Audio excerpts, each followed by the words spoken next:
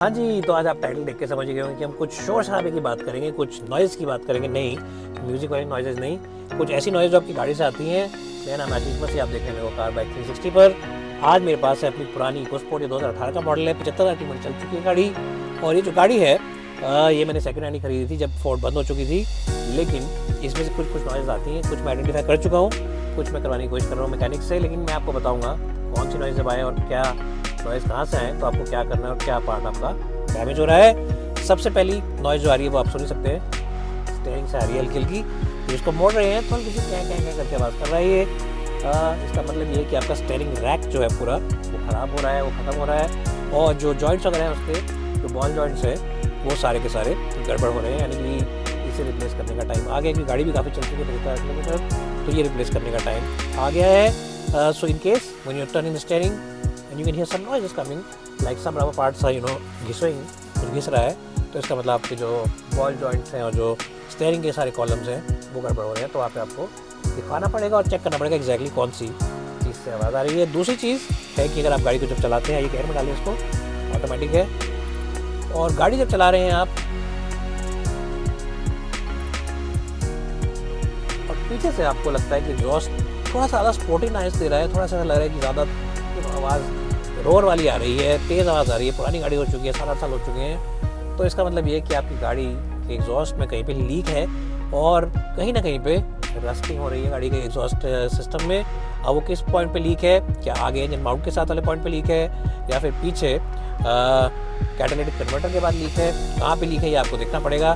But if the noise that is coming from your exhaust is slightly louder than usual, आपको लग रहा है नहीं 2 साल पहले या साल भर पहले, 6 महीने पहले आवाज़ कम थी और बाहर खड़े होकर भी आपको लग रहा है कि हाँ एक शोर ज़्यादा आ रहा है, तो एग्जॉस्ट में कहीं ना कहीं पे रस्टिंग हो चुकी है या फिर कहीं ना कहीं पे छेद है जो हो सकता है डैमेज हुआ हो और वहाँ से गैसेस पास हो रही है और एग्जॉस्ट की नोट तेज़ आ रही है। तीसरी जो आप ये हमिंग की आवाज़ सुन रहे हैं, ये जो आ रही है इस गाड़ी के अंदर, क्या पता आप सुन पा रहे हैं नहीं सुन पा रहे, लेकिन जो ये हमिंग की आवाज़ है जो मेरी गाड़ी से आ रही है, this is coming from the wheels and this is definitely the bearings which have gone away.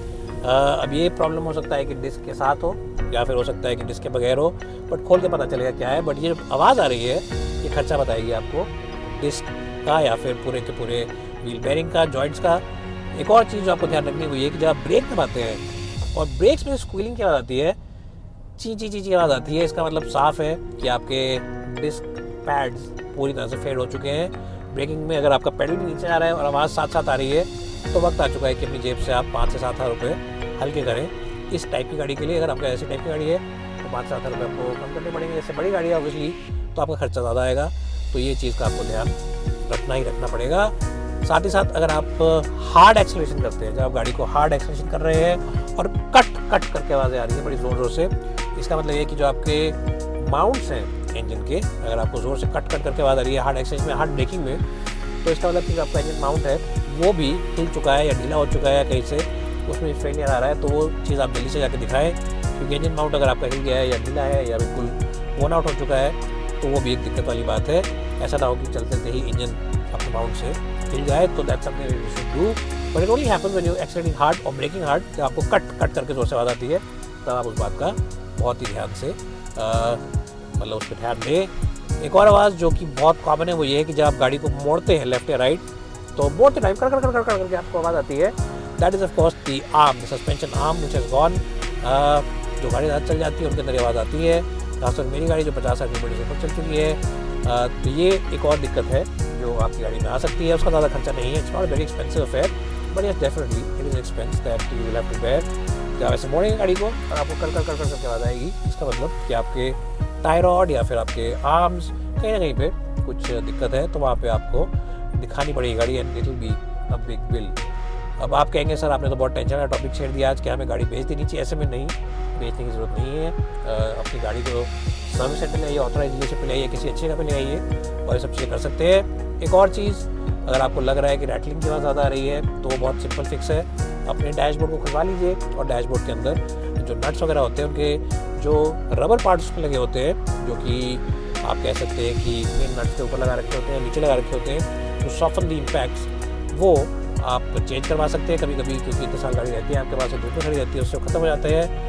That is something that you can do and you can get it sorted out at a dealership level. थोड़ा सा खर्चा लगेगा उसमें, कि dashboard खोलने का खर्चा आता है, that is the only thing. But वो पार्ट्स जो होते हैं बड़े सस्ते होते हैं, तो वो भी आप करा लीजिए, ताकि रैटलिंग खासतौर पर डैशबोर्ड से आपकी आनी बंद हो जाए, जो पूरा एरिया है आपका शोर शराबा बंद कर देगा।